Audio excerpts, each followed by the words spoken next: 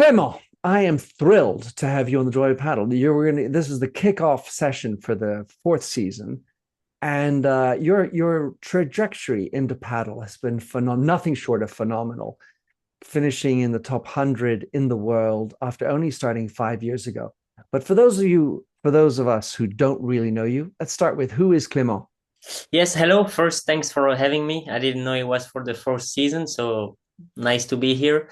Well, I'm Clément Geens from Belgium, so I'm ranked number one in Belgium and now 92 in the world, so finishing the year in the top 100. As you said, I started 5 years ago with friends, and then I think like everyone, I enjoyed a lot, and I start playing more and more and get addicted to the sport. So you came from tennis, correctly?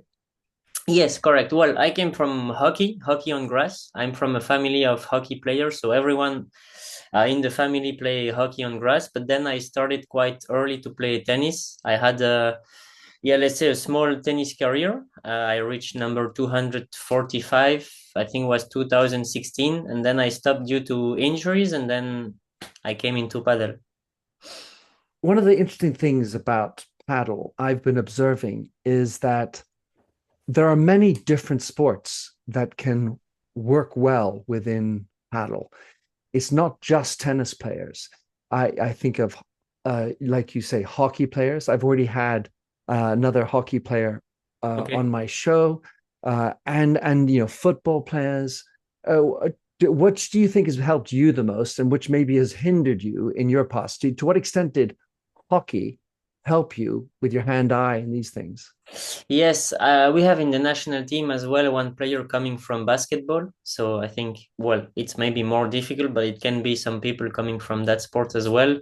Well, yeah, as you said, it's mostly the eye-hand coordination that helps a lot. I think as a kid, any sport is helpful to be able to play well any sport in a professional level. I think it helps a lot to develop many different things when you're a kid, and then at some point of course you have to specialize in one sport. I think from 15, 16, and then yes, tennis still I think is the sport that helps the most to be the best in paddle, because it's the closest one, it's with a racket, so yeah, it helped me a lot.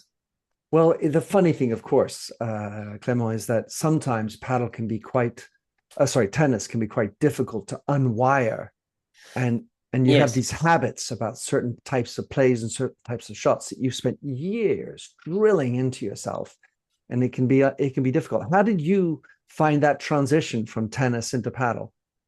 Yes, first, of course, the few first months, years, it's more complicated because you're not used to play with the glasses. So you always try to play fast. It's more difficult to play shots with more effect, like the vibora or the rouleau or some different shots. So of course you have to adapt. But I think that's the skills of a professional player as well, is that they can adapt quite easily. And then, well, I think while playing, you just notice what you have to do, what you have to change, and then it becomes also like natural. The changing are coming naturally, I would say, because I didn't have many lessons. I think if you take lessons as well when you start, you can improve faster. But it was not my case. I just learned by playing and watching mostly, and then it came, yeah, naturally, I would say. Well, that's phenomenal because I mean I've been a student of the game, and I feel like the game is so evolved because I started much Yes. earlier. When you're Yeah. watching, who do you watch?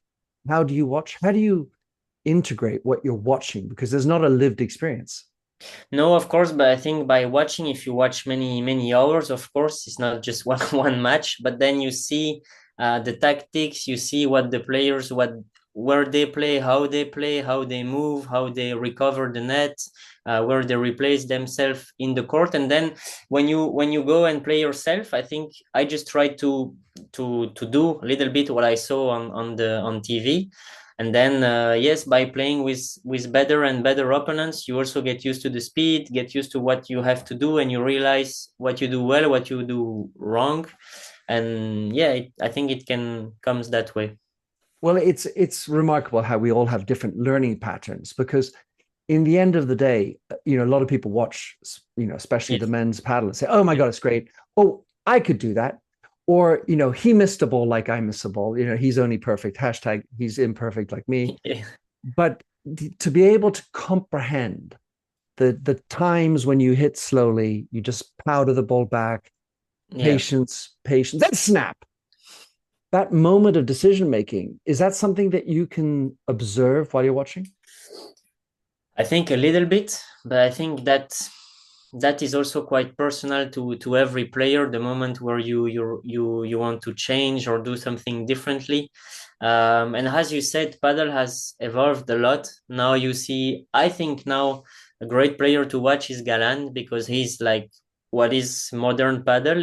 It's him, because of course you can watch Tapia, but he will do some shots that probably nobody will never be able to do it. I think Galan is more, well, he's also very special, but it's more classic if he is in his game style. I think he practiced a lot, and well, he had some talent, of course, but it's different. It's so has like if I have players that I want to teach them, I will always say like you. It's better to look at Galan than to look at Tapia. But then I think yes, everything is quite personal. So some players will think about it that okay, I have to change the pace. I know I have to change the pace. Now I'm looking for the time. For some players, it will just come naturally, I think. So it depends who you are and how you see the game. But of course, you can always work on it. But it's something that is really difficult to work on. Well, we're going to get to that surely. But Yeah. what one of the obvious differences with paddle is the overhead game. Yes. And if you count there are at least seven different shots you can make overhead, which require different technique. And sometimes you pull out the wrong one because you just have a habit of playing this other shot. Yes. But to know how to decide, how quickly are you deciding when you're doing an overhead shot? What in terms of which one do you want to play? Because you play on the left. Yes. How quickly you're going to decide to play the rulo, a gancho, Yeah. bandeja. I think it depends a lot on the ball you receive. Like I try to play with like places where I am. I think if the ball is coming to my left, then I will go more for fake overhead or holo. If the ball is coming more on me, then I will play more of Vibora because it's my favorite shot. If the ball is coming on the right, then I will play more of Vibora. And then if the ball is really easy, okay, I will go for the smash. And then it's also like I didn't try to take too much attention on the technique, but more on what I want to do with the ball. And then, okay, no, I'm far from the net. I will try to play more slow. So I just try to play slow in that area. And then the technique comes also with what I want to do. So I did it more in that way. I know you can do it in another way, and you can say, okay, I will learn more the technique and then I will be able to do the shots. But I try more to first play correctly, like play the right speed, play the right zone, and then I focused more on some details technically to progress. But I started more like where I'm on the court, and then so I know what I want to do, and also like what kind of shot I want to play in terms of speed and effect. And it came that way. So, to what do you credit your success in getting to world number 92? Yes, 92. Well, I've played with different partners, so you always have to say thanks to your partners because you don't play alone, as you know. Sometimes it's difficult, but sometimes it's also really nice in a way. So I had good partners in a way during all the year. Well, my type, I think it's what I hear also from my partners, that I'm competitive, so I will always play well a good level, sorry, the whole match, so I don't have too much ups and downs. I will always try to find solutions and fight. That's also something that is important. And then, well, I'm playing quite aggressive. I'm playing on the left, coming from tennis, so I think good volleys, good vibora. More complicated sometimes from the back to defend and to slow the game because that's not something I'm used to do. So yeah, that's me, I think. Well, you talked about your vibora being your favorite shot. I'm Yes. going to put that in the category of in the front of the court. What's your favorite shot from the back of the court? I would say the double-handed backhand. It's also quite not common in the men's paddle. You see it more often in the women's paddle, I think, because sometimes they lack a little bit of power and you have more power with the two hands. But it was my best shot in tennis, the double-handed backhand. But I didn't play it for 2 years when I started paddle, and then at some point one friend told me, ah, yeah, when the ball is easy and in front of you, just try. You had a good tennis backhand, just try. And then I tried and it worked quite well. And then I use it now in different situations in the game. I use it when it's in front of me easy and when I can play faster and to drop the ball down in the feet and then go to the net. But sometimes I use it also in defense, like in the return when the serve is fast. Sometimes I have more control with my second hand as well. Of course, I don't use it with the glass. But Benjamin Tison, for example, is doing some bajada in backhand with two hands. I think he's the only one probably to do it. But yes, from the back, I think that's my favorite shot. Yeah, I do remember Pablo Lima. He used to, a Yes, also. left-hander. He used to do it. And of course, Yeah. Arturo Coelho, he Now a now little bit, yes. puts into it amongst the men. And it's interesting to see, again, that's an example of how the sport is evolving. Yeah. It's coming more and more different, trying to figure out different options. And it's one of those sports that sometimes in tennis, well, you always have to, you know, position your racket this way and you go follow through big, and there's certain Yeah. rules. It Yes. feels like paddle, there aren't so many rules. I think paddle is more about the impact that you can have, and regardless a little bit of the technique. Of course, there are some base that you need to have to be able to play at a decent level. But yes, as you say, I think paddle evolved a lot in short years. So it's nice to see, and I think you can also surprise the people by playing differently. I think that was also my case a little bit when I started playing FIP and Premier Paddle. They were a little bit surprised that, okay, sometimes I was maybe rushing to the net when I wasn't supposed to do it, but then I was creating something that they were not used to. So it was also good in a way. Of course, you have to balance what you do, but yes, I think they're the place to be able to play different type of game. Of course, now if you watch the top teams, yes, you need to play fast, you need to smash from almost everywhere in the court. So there are some shots that you need to have if you want to be at the top level, but for the rest, you can also try a little bit different things. You said before competitive. I think you meant consistent. You have an Yes, ability. consistent. Yeah. The challenge with consistency is typically predictability, because Yes. oh, that's a shot I know how. Oh, he's going to do a lob. You see it ahead of time.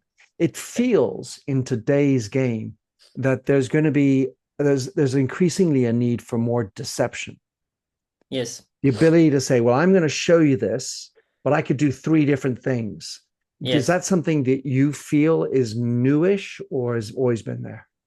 I think it's been there, but maybe now the level increased a lot and you need to surprise the opponents to be able to play and make some things different and a little bit of magic. And as you said, it's correct. I think you need to have the same preparation, for example, to be able to play 3 or 4 different shots. So the opponents don't know until the end if you're going to play, I don't know, a chiquita, a lob, or a fastball, or whatever. So I think, yes, you can see that more and more. I think Tapia is doing it a lot. He decides really at the last moment what he's going to do, and then you never know where he's going to play and at what speed he's going to play. So that's really interesting.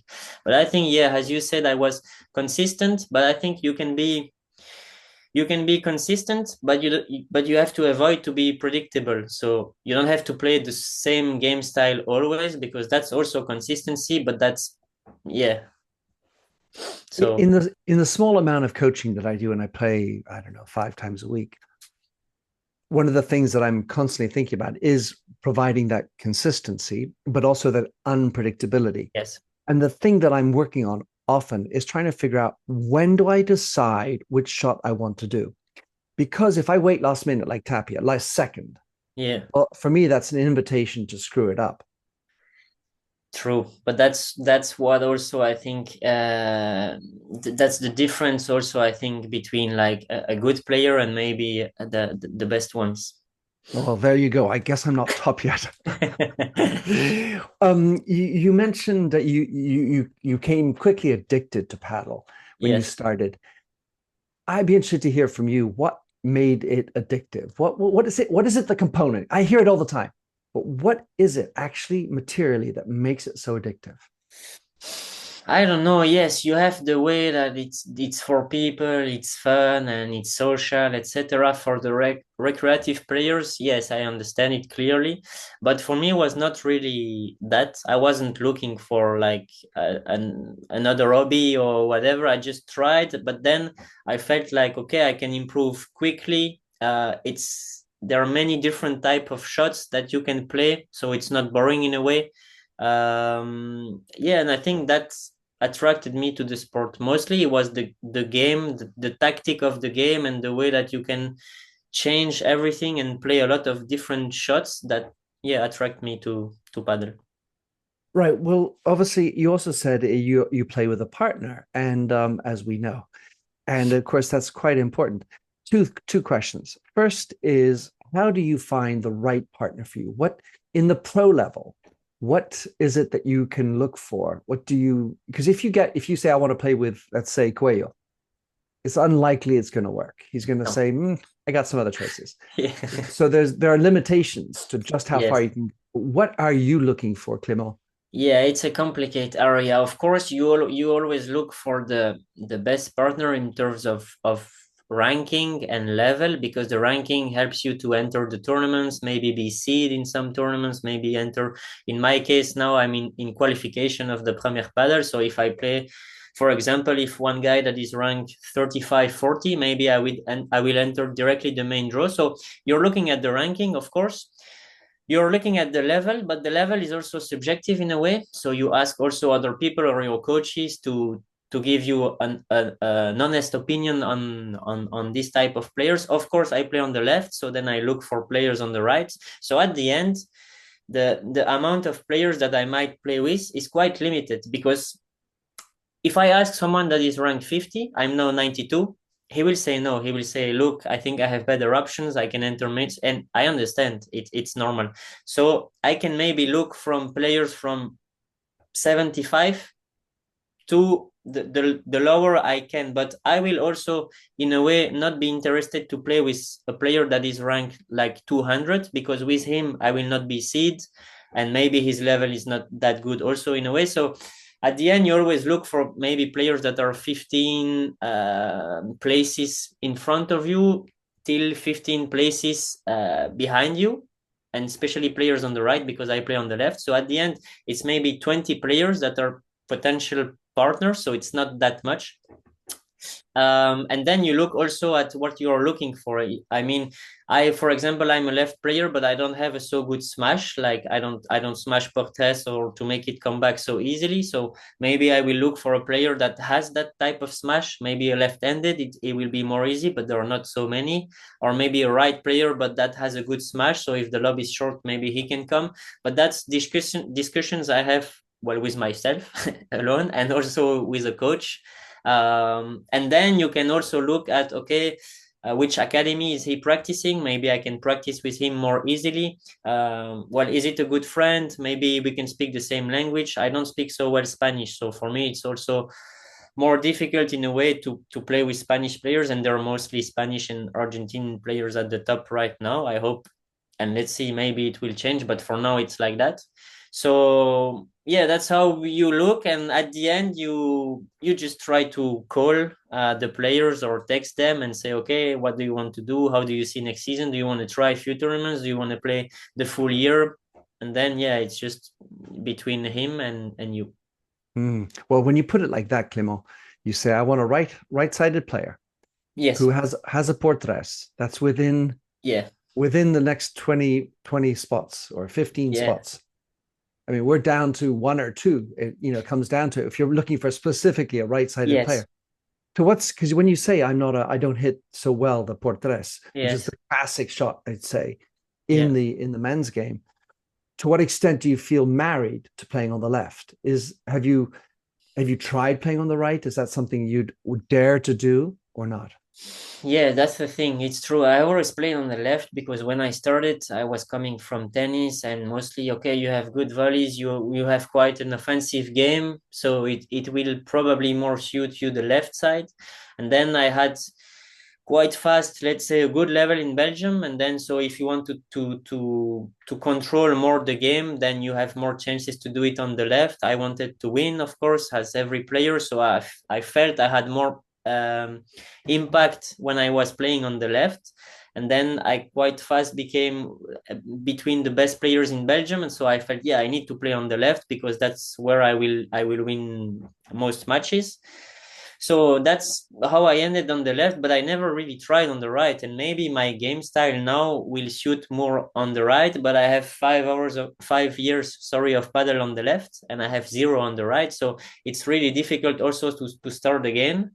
Also with my ranking now, if I say to, let's say I contact some players that are playing on the left and say, okay, next year I will play on the right, but they will tell me, okay, but you never played any tournament on the right. So I don't, it's not that I don't trust you, but I didn't see it, so I will not take that risk. So for now, I'm also stuck in a way on the left because that's where I always play, and that's where the people saw me play and say, okay, yeah, he's good on the left. He has, well, he's good. He has that level on the left, so I know that if I move, I don't know. Well, it's only a thought. Yeah. I typically have to play on the right now, but I know how to play on the left. Okay. I always say to everybody, learn the other side. Why? Because that's your partner. Yes. And so you understand your partner deeply. If you know how to play his side, you True. know what are the options when the ball is high, far on the right. Can he do a rouleau or the equivalent sort of a rouleau Yeah. into the net if he's right-handed, in this and that. Anyway, and plus you might switch in the point, and all of a sudden you're on the right. True. Lob went It over him and you happens. get to come up. And anyway, that's for that thought. Yeah. Um, True. so being a pro, you're number 92. I mean, this is a huge step, I think, for you. Congratulations for that. Thank you. And how easy is it for you to be able to say, I'm now a pro and making money from paddle? What does it look like? Because we typically hear the big numbers now that are beginning to come in for the top 10, Yeah. Cuello sponsoring.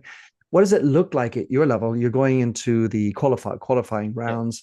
So you have to travel with your partner. There's always, how far along you get in the tournament, the Yeah. training, and then so what does the economic model look like for you, Clément? Yeah, well, I think the economic model is different for every player, of course, because in my case, I live in Belgium. I don't practice too much because I work beside also playing, so I don't have so many expenses if in terms of academy. And if you have an academy, of course, you always have that amount. I think it's around 500 to 800 per month to practice in a good academy in Spain. It depends your level or which academy also, but it's that area. And then also it depends if you take your coach to the tournaments, then you have to pay his expenses, also his salary. Normally the coaches, well, the all the coaches that I had, they used that formula. It was 10% of your prize money, of your brut prize money. And if you lose in the first round of quali of Premier Padel, you don't have any prize money. So then it was, I think, 100 euros the match, something like that, divided by two. So that's how it works with the coach. And then it's your choice to say, okay, I'm okay to take a coach with other couple to that tournament, or I don't want because I don't have the money to do it. It's okay. It's like that. Um, and then in terms of prize money, it's very difficult to predict what you're gonna earn because of course it depends on your results. So if you play Premier Padel half of the year and you lose first round of quali, you just have zero prize money for half year, which is not much. But then normally you always know, like, okay, I am, my ranking now is around 100. Last year I had, for example, 15,000 euros of prize money. I should get around that at the end of the year. Some months I will play better, some months I will play not that good, but at the end it will be like that. So for me, I think finishing 92 in terms of prize money, it was Yeah, around 15,000 for the year, I think, because some tournaments, okay, you qualify in Premier Padel and you have maybe 1,500 that is brut, but then you have to pay the tax on the country, maybe the 10% of the coach. So at the end, the net amount is maybe 600-700, but you also have the expenses. It depends where was the tournament. You have to take the plane most of the time, so you have to pay the plane tickets. Generally, the hotel and the food is paid on site in a Premier Padel, but it's not the case in FIP. So in FIP it's more expensive because you have to pay the travels, the foods, and the hotels. And the Uh, prize money isn't as big. and the prize money is less, of course. Yes, if you win a FIP silver, is 700 euros, so it covers maybe the expenses you had. Depends where was the FIP. Mm. So most of the time when you play a tournament, you will lose money. But for my case, it will be compensated because I have quite some sponsors because I'm ranked #1 in Belgium. So I'm lucky in a way to have more sponsors because I'm from Belgium. Also, in a way, it's a little bit a disadvantage because I'm not practicing in Spain and I don't speak the language. But in a way, it's an advantage because I get more money from the sponsor. So I think a Spanish player in my ranking will lose money at the end of the year. I'm not because I'm from Belgium, or players from France or Sweden, they will earn more as well. So yeah, I think it's a little bit like that. And then, well, it's your choice to decide how you do it. Okay, I want to invest on myself and take a coach, and maybe I will lose 10,000 at the end of the year. Okay, it's your choice. If you want to make money, maybe you will play more I don't know, some money tournaments close to your home where you can get money. Maybe you will not travel with a coach. Maybe you will say to the academy, okay, I will come only 2 days a week because at the end of the week I will play a tournament, and then you will try to reduce your costs. That's your choice. Right. Well, you were talking about coach. So when you have a coach with you, Yes. and what are you looking for from the coach? What's the big things you're looking for? I most of the times I don't really have a coach in Belgium that is following me. So most of the times I had the coach of my partner. I had different partners, so I had different coaches. I think this year I had maybe 7 or 8 different coaches. First thing is that I think you have to trust your coach, both of you, because if you don't trust him, well, he will tell you the tactic and everything. So if you don't trust him, it will not work. So first you have to trust your coach. That's really important. And then the coach is there to help you first to stay in the match, I think, to give your best during the first point until the last point. That's the first thing. Most of the times the coaches, they know the other pairs because it's a small world. It's only in Premier Padel, the top 125, 30 maybe that is playing. So it's all the time the same pairs. And the coaches, they're there for a few years now, so they know everyone. So that's good. So he knows already the weaknesses and what they do good, the other pair. And then he will say before the match, he will always put one tactic in attack and one tactic in defense. And then it will evolve during the match, how the matches goes. Then he will change the tactic or not. So that's the first thing, sorry. And then he will also be able to act on the emotions. If he sees like the team is a little bit too calm and too down, he will try to put emotions and to bring energy to the team. And he can also do it the opposite. If you're too excited, he will try to calm you down. So I think that's the area he can have an impact. And at the end, I had, as I said, 7 or 8 different coaches, and it always helped me and my partner. Maybe some matches the coach helped me more than my partner. Maybe it was some matches more my partner than me, but at the end we are two. And if the coach can help both players, okay, it's perfect. But if he can already help one of the two, it's already an advantage as well. Fabulous insights. Thank you for that, Clément. Yeah, Um, welcome. Let me give you a scenario. This is something Yes, that we amateurs frequently have. Is we get a match and we're coming, and let's say it's competitive on Playtomic or something, or yes. it's a tournament, and you got a new partner, and so how do you decide? I mean, let's say you obviously you're not a pro, you're not a Okay. pro in this scenario, but Yeah. you've got a game deciding who plays left, who plays right. Because hey, I play left too. You face that when I Yeah. come, I play. Yeah, well, look at Yeah. me. I'm 6'4". I know how to por tres. Yeah. And you, you know.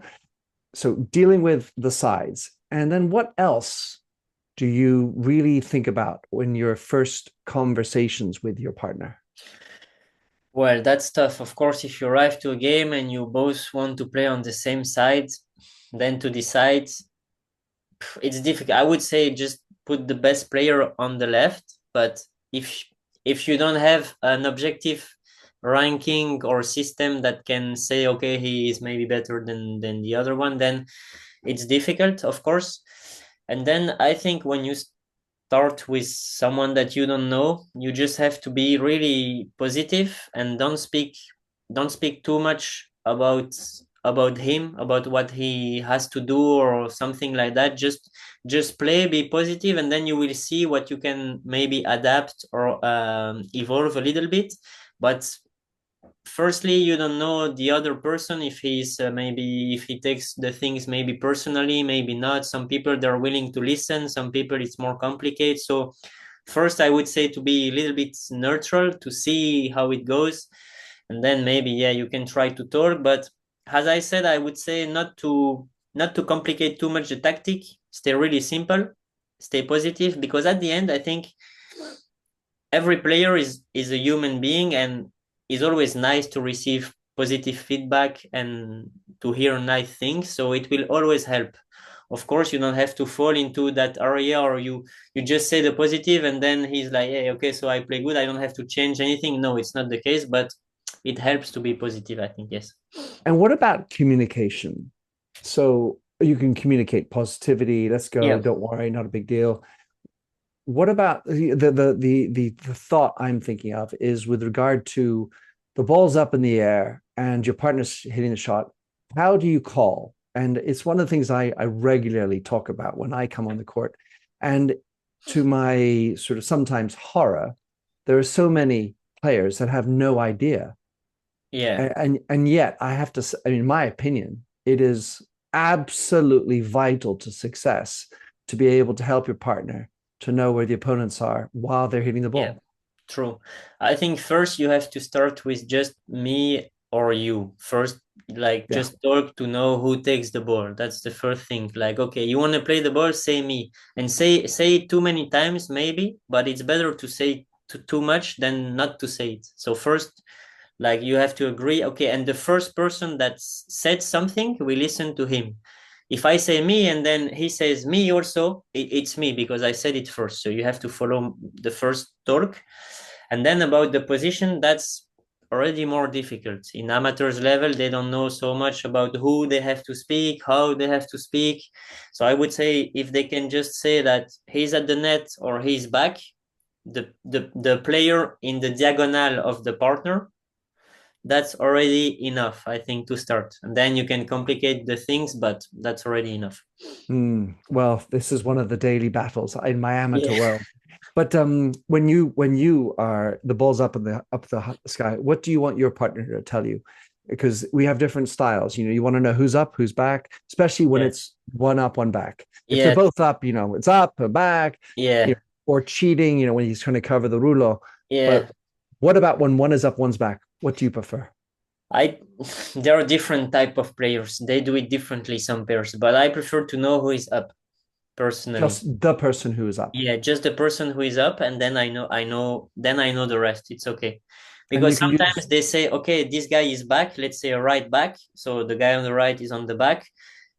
But then, so in a way, I feel like I have to play on him because the other one is in front. But maybe what my intention was to play a fast Viboha. And okay, if the guy is coming, I don't care. I will play anyway a fast Viboha. If my intention was more to change and play slower, then okay, I know he's in front, so I can play on the other guy. So I prefer to receive that information because that's what I was more used to. But I know some players, they say it differently. They say, like, they tell you where they want you to play.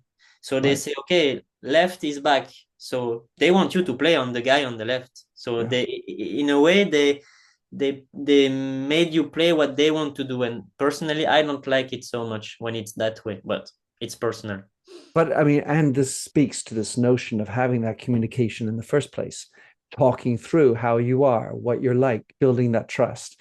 Yes. All right, Clément, I really appreciate you taking the time to come on. Been absolute. I loved the insights you're giving. It's always phenomenal how I feel I can learn, even Okay. after playing for 40, 50, 51 years now, moving into my 52nd. How can people follow your work? Check you out? What's the, yeah, Insta, YouTube? Yeah, Where are first, you? well, thanks for having me. It was really interesting. And yes, mostly on Instagram. My Instagram is Clem Geens. So, well, my nickname and family name. So quite easy to follow me. Indeed. Well, brilliant. Thank you very much. Muchas gracias. Vamos. Thank you.